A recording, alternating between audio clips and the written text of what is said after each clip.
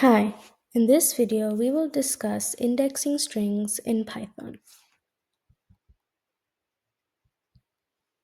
So let's say we have a string called myString and its value is the string hello world.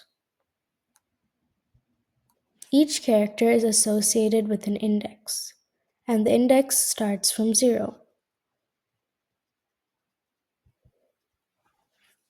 To access a specific character, we would type the string name and then the index of the character.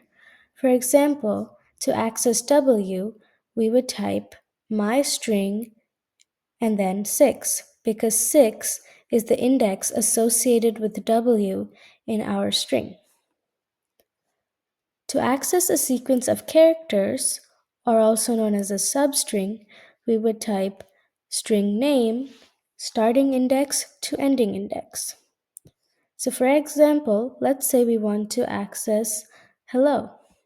We would type myString 0 to 5. And notice that the ending index is excluded. To access the last character of a sequence, we would just type string name and -1. So for example, let's say we want to access the character D. We could say myString 10, but -1 works for any string.